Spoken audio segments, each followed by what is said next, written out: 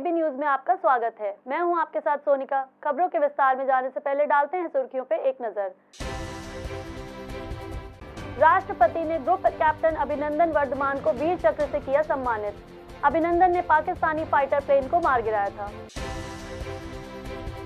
पठानकोट में army camp के पास grenade से हुआ विस्फोट। SSP बोले CCTV फुटेज से हो रही है जांच।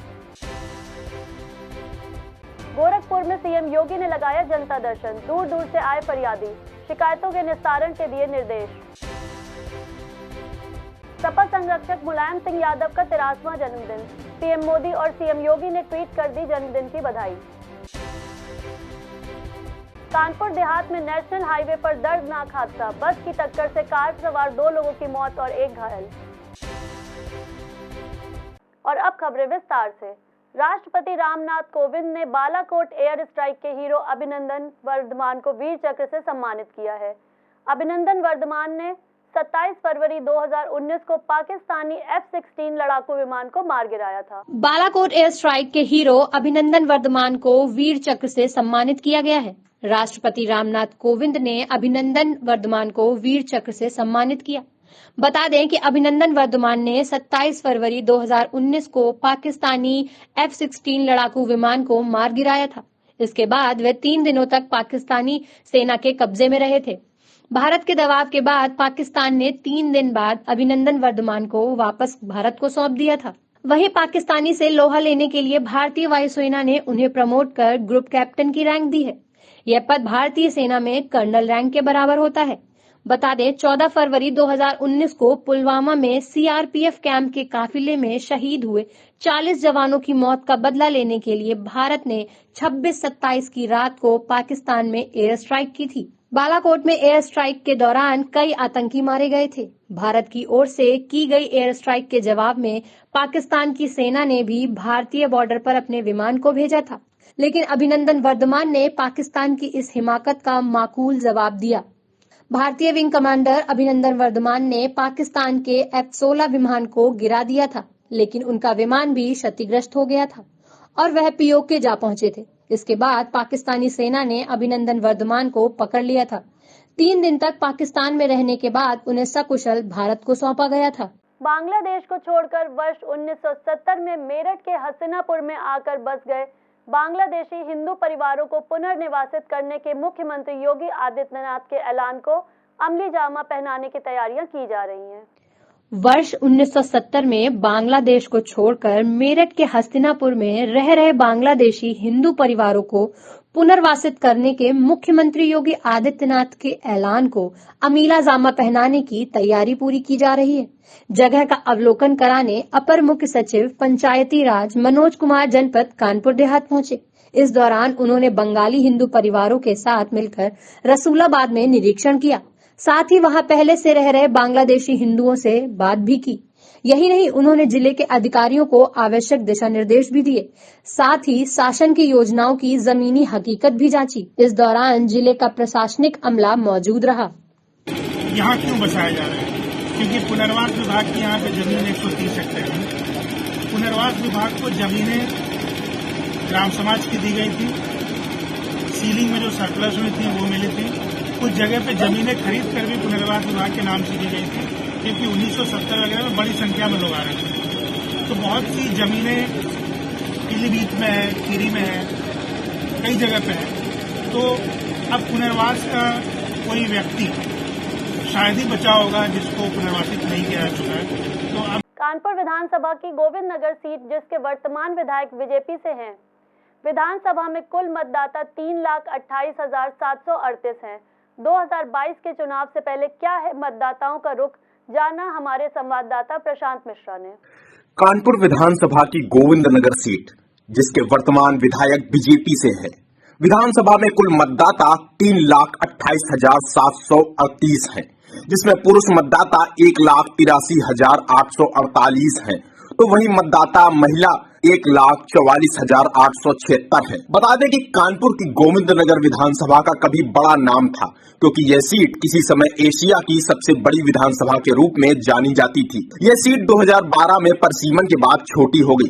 इस सीट पर भाजपा और कांग्रेस का कब्जा रहा है। यहाँ से भारतीय जनता पार्टी के सत्यदेव पचौरी 2 बार विधायक रहे। बीजेपी के बालचंद्र मिश्रा 1991 से लेकर 1996 तक 4 बार विधायक रहे। वहीं इस सीट पर कांग्रेस के अजय कपूर भी 2 बार विधायक रह चुके हैं। वहीं यह सीट भाजपा के अब कब्जे में है। इस सीट पर अब जीत के लिए कांग्रेस का जनसंपर्क अभियान भी लगातार जारी है। उपचुनाव में कांग्रेस ने करिश्मा ठाकुर को मजबूती से उतारा, लेकिन उन्हें हार का सामना करना पड़ा। 2022 में एक बार फिर विधानसभा चुनाव है। ऐसे में एबी न्यूज ने जमीनी पड़ताल की तो जनता ने क्या कहा, आप भी सुनिए। नमस्कार, मेरा नाम है प्रशांत मिश्रा और आप देख रहे हैं एबी न्यूज इंडिया। चुनावी माहौल उत्तर प्रदेश में पूरी तरह से जम चुका है और हम प्रत्येक विधानसभा में जान रहे हैं कि प्रत्याशियों ने क्या काम किया और वहां की जनता क्या सोचती है अपने प्रत्याशी के बारे में। और इस वक्त हम खड़े हुए हैं गोविंदनगर विधानसभा में। गोविंदनगर विधानसभा के बारे में आपको संक्षेप में बताएं तो पहले ये कानपुर से जो वर्तमान सांसद हैं सत्यदेव पचौरी की सीट थी। उसके बाद उपचुनाव हुए तो फिर बीजेपी ने ही इस सीट पर कब्जा किया और इस वक्त हैं भाजपा के सुरेंद्र मैथानी यहां से विधायक हैं। और हम जानेंगे जनता की राय कि जनता क्या सोचती है। क्या नाम है भैया आपका? अरविंद कुमार सर। आप यहीं रहते हैं इसी विधानसभा? जी जी। आपके विधायक को आप जानते हैं, क्या नाम है? जी। क्या नाम है? पहले सत्यदेव पचौरी थी और अब सुरेंद्र मैथानी। सुरेंद्र मैथानी का कैसा काम है? हमने तो देखा नहीं 1 साल से यहाँ विजयनगर में उनको। अच्छा। सब्जी मंडी 1 साल, यहाँ तो हम 12 घंटे रहते हैं। 1 साल से यहाँ देखा नहीं। और बताइए। अच्छा।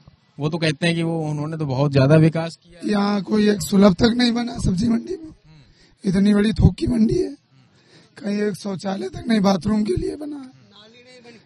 तो 2022 में यूपी में चुनाव है तो आप वोट तो देंगे ही। और वोट तो दिया जाएगा। वोट देंगे तो आपकी नजर में कौन सा पार्टी ज्यादा सही है? नहीं, हमारा वोट तो प्रसपा में है। प्रसपा में जी। तो आपने पहले सोच रखा है क्या, यानी आप प्रसपा से जुड़े हुए? जी बिल्कुल। ये बताए फिर तो आप बीजेपी के विरोध करेंगे? नहीं नहीं, विरोध वाली कोई बात नहीं। आप ये बताइए, पब्लिक कहती है सब्जी महंगी, ठीक, मानते महंगी है। 2019 चुनाव के पहले तुम्हारा रिफाइंड 95 रुपए लीटर था, आज वो 180 रुपए लीटर बिक रहा। प्लेटफॉर्म टिकट 10 रुपए की थी, आज वो 50 रुपए की है। जर्नल बोगी कोई है नहीं, तो गरीब आदमी कैसे जाएगा दिल्ली? आप बताइए। आप रिपोर्टर हैं। कहते हैं कि ये तो हम इसको रेलवे को मॉडर्नाइज कर रहे हैं। मॉडर्नाइज कर रहे, प्राइवेट हाथों में कर दी गई।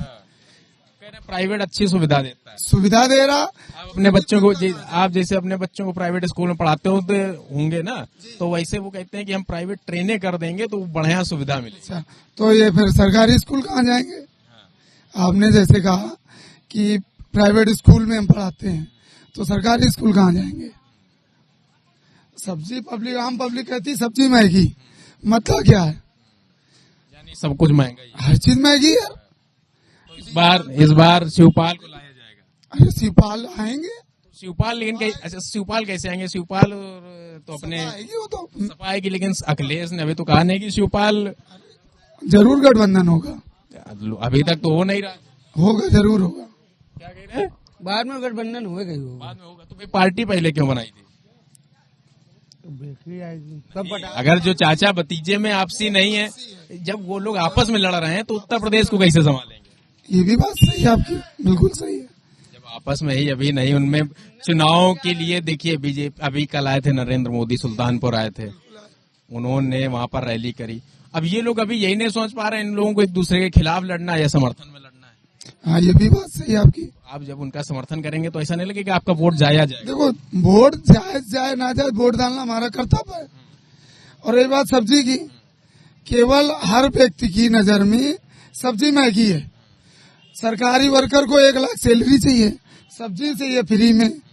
अगर वो मिर्चा 10 रुपए का आधा किलो मिला ठीक है, और 10 का 100 ग्राम मिला तो महंगा है। मतलब हर चीज फ्री मिलना चाहिए, केवल सैलरी उसको गट्टा चाहिए महीना में। बात तो यही आती। इन साल जो आ रहा पब्लिक पास, मतलब सब्जी महंगी यार, और चीज सस्तियां हैं क्या? बताइए आप तो रिपोर्टर हैं, कौन चीज सस्ती? अच्छा, यहाँ खड़े हुए चाय बेच रहे हैं, तो चाय पे चर्चा क्या करेंगे? क्या चाय पे कौन सा चर्चा करना है? ये तो लोग रोज पीते हैं। चाय वाले इस समय प्रधानमंत्री हैं, अच्छा, चाय वाले नहीं प्रधानमंत्री, उन्होंने कर्म किया था, ऐसा त्याग किया था, तब वो प्रधानमंत्री, चाय बेचने नहीं प्रधानमंत्री। नहीं तो कर्म तो आप भी कर रहे हैं ना। अरे तो जो कर्म वो किए, वो कर्म हमारे पास का नहीं है। उन्होंने अपना सारा जीवन पार्टी की सेवा में लगा दिया। हमारे पास 10 मिनट का पार्टी के पास समय देने का नहीं है, तो हम कैसे प्रधानमंत्री बने? भाई जितना कर्म करोगे उतना तो फल मिलेगा। मोदी जी के आप साथ हैं कि नहीं? मोदी जी के साथ हम रह के क्या करेंगे? मोदी जी तो एक ईमानदार आदमी है, उनके पार्टी में सब चोर भरे हैं। सबसे बड़ा भ्रष्टाचार मंडी में होता है। देखिए, मोदी जी के पार्टी के जो भी लोग हैं, सांसद है, अगर सड़क बन रही है तो 40% कमीशन वही ले लेते हैं।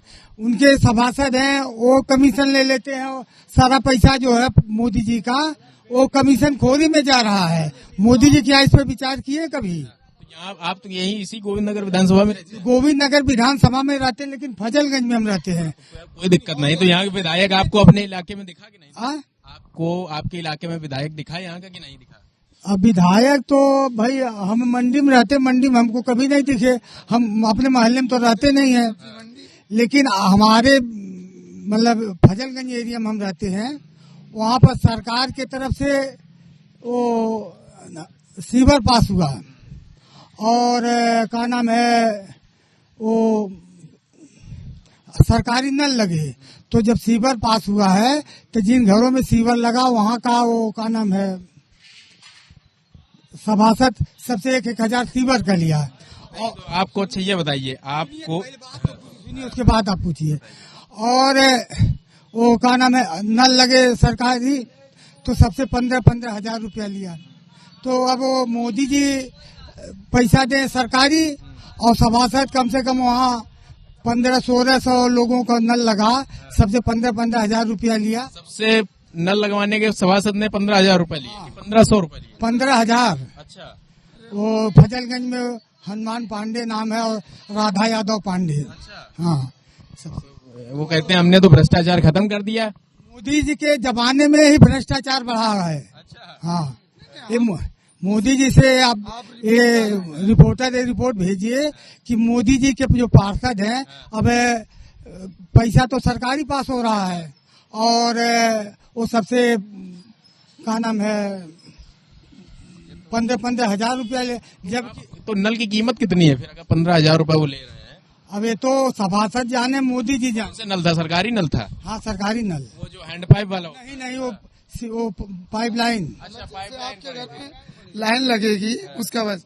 और एक बात, आप रिपोर्टर हैं, अगर रिपोर्टर पूरी बात हमारी दिखाए, अभी उनका वीडियो भी जैसे हमारे मुंह से मत सुनिए, उनका अभी 3-4 दिन पहले वीडियो वायरल हुआ है, वो उसमें खुद वो अपने मुंह से कह रहे हैं हनुमान पांडे, लेकिन मोदी जी उस पर कोई जांचें नहीं करेंगे, क्योंकि वो उनके पार्टी के हैं, उनके पार्टी की छवि खराब हो। योगी जी आपको कैसे लगते हैं? योगी जी हमको अच्छे लगते हैं, मोदी जी अच्छे लगते हैं, लेकिन योगी मोदी थोड़ी देश चला रहे हैं।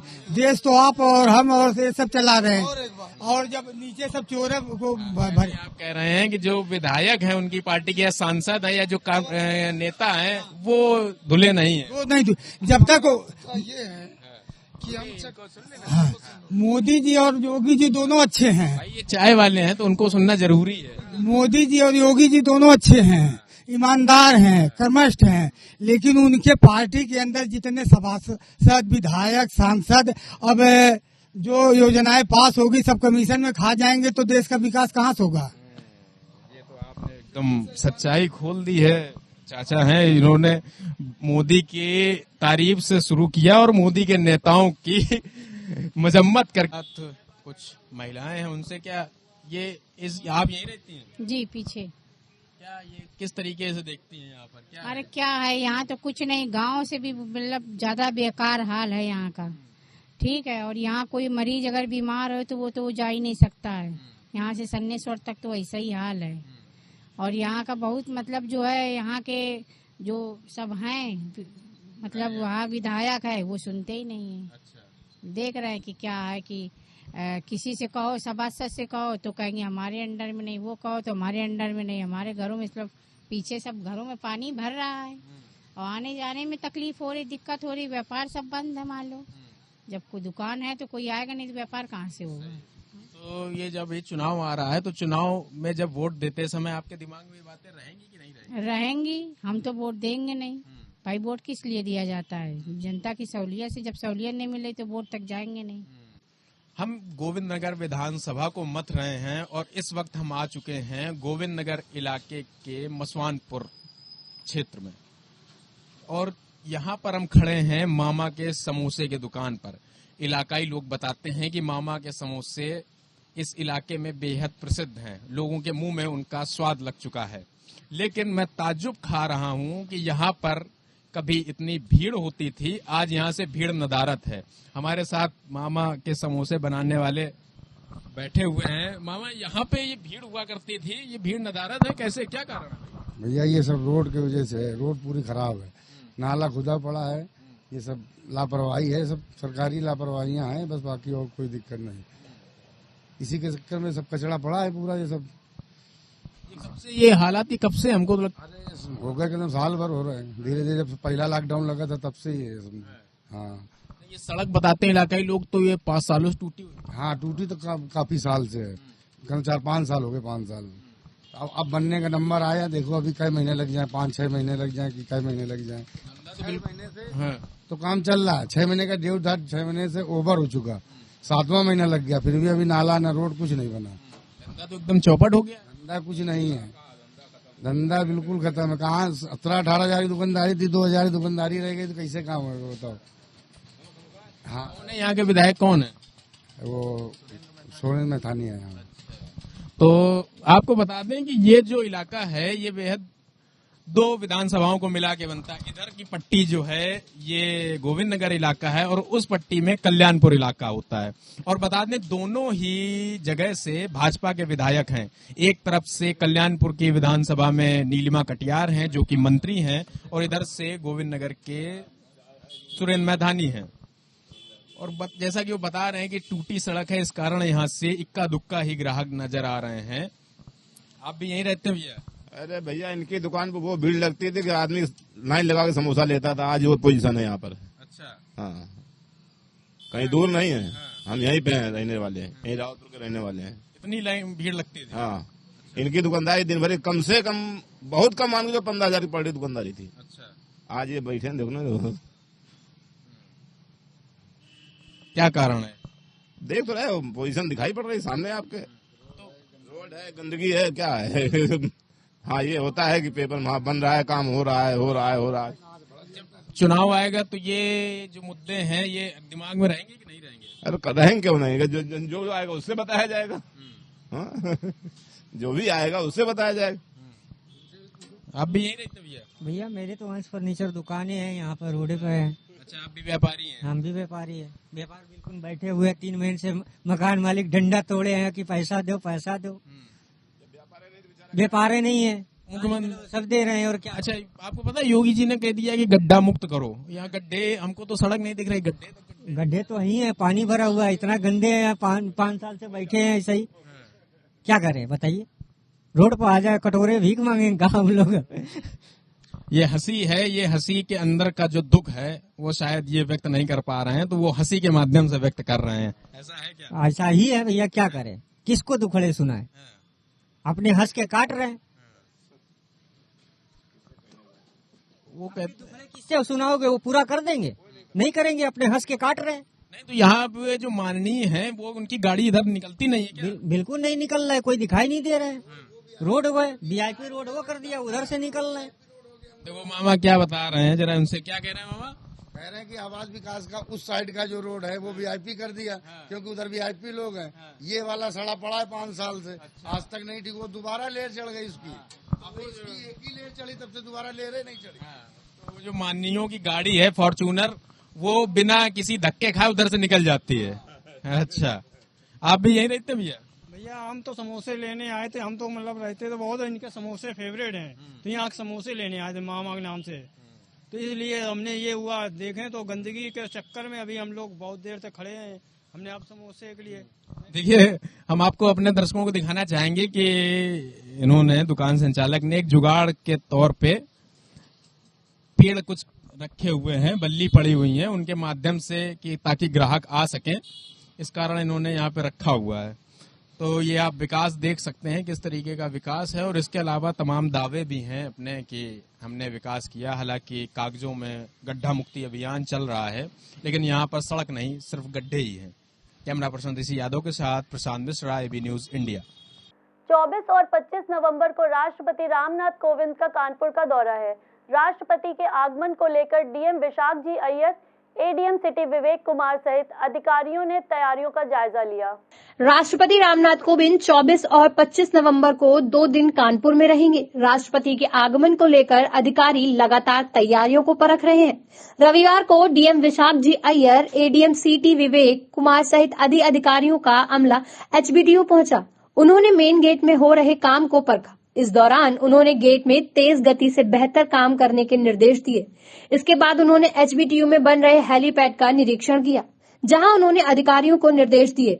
इसके बाद सभी अधिकारियों ने नवनिर्मित शताब्दी भवन का भी निरीक्षण किया, जिसका राष्ट्रपति उद्घाटन करेंगे। बताते चले कि राष्ट्रपति प्रस्तावित कार्यक्रम के अनुसार 24 नवंबर को दिल्ली से अपने विशेष विमान से चलकर चकेरी एयरपोर्ट सुबह 11:05 पर आएंगे। वहां से हेलीकॉप्टर से वे चौधरी हरमोहन सिंह पैरामेडिकल इंस्टीट्यूट पहुंचेंगे और वहां से 12:45 पर सर्किट हाउस के लिए रवाना होंगे। 25 नवंबर को राष्ट्रपति एचबीटीयू में आयोजित शताब्दी वर्ष समारोह में भाग लेंगे। कानपुर में अखिल भारतीय वैश्य एकता परिषद ने हास्य कवि सम्मेलन और शपथ ग्रहण समारोह का आयोजन किया। इस दौरान दलपत जैन ने परिषद के सभी नवनियुक्त पदाधिकारियों को शपथ ग्रहण कराई। कानपुर में आज अखिल भारतीय वैश्य एकता परिषद ने हास्य कवि सम्मेलन और शपथ ग्रहण सम्मेलन बिरहाना रोड स्थित राजस्थान भवन में आयोजित किया। मुक्ति दल पर जैन जी ने मंडल के सभी नवनियुक्त अधिकारियों को शपथ ग्रहण कराई और मुक्ति वक्ता श्री पवन गुप्ता जी ने महिला पद अधिकारियों को शपथ ग्रहण कराई। कार्यक्रम में राष्ट्रीय अध्यक्ष सुमन गुप्ता जी ने मुख्य विषय विधानसभा चुनाव मिशन 2022 को प्रमुखता से देखते हुए कहा कि सभी राजनीतिक पार्टियां वैश्यों को सिर्फ चंदा वसूलने के लिए ही उपयोग करती हैं। हमारी राजनीतिक समाज में कोई प्रमुखता नहीं दी जाती है, जिसको लेकर वैश्य समाज अब चुप बैठने वाला नहीं है। समाज एकत्र होकर अपनी एकता का प्रदर्शन करेगा। सभी राजनीतिक दल वैश्यों को टिकट देने पर विचार करेंगे, जिसको लेकर 5 दिसंबर 2021 से 40 दिवसीय राजनीतिक अधिकार यात्रा पूरे प्रदेश के 106 वैश्य बहुमूल्य विधानसभाओं में निकालने का निर्णय लिया है, जो 5 दिसंबर 2021 मैनपुरी से प्रारंभ होगी। डॉक्टर सुमंत गुप्ता, अखिल भारतीय वैश्य एकता परिषद के राष्ट्रीय अध्यक्ष। आज कानपुर मंडल के पदाधिकारियों का शपथ ग्रहण समारोह आयोजित किया गया, जिसमें युवा वैश्य एकता परिषद के पदाधिकारियों की भी शपथ हुई।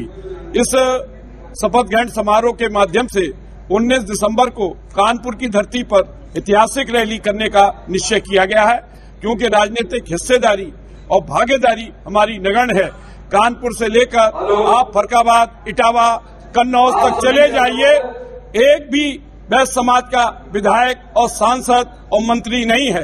हम लोग इस राजनीतिक अधिकार यात्रा लक्ष्य 2022 के माध्यम से आगामी विधानसभा के चुनाव में मांग करने वाले हैं।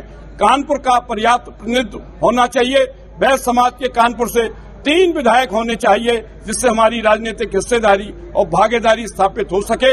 इसी के दबाव बनाने की दृष्टि से 5 दिसंबर को राजनीतिक अधिकार यात्रा लक्ष्य 2022 प्रारंभ की जा रही है।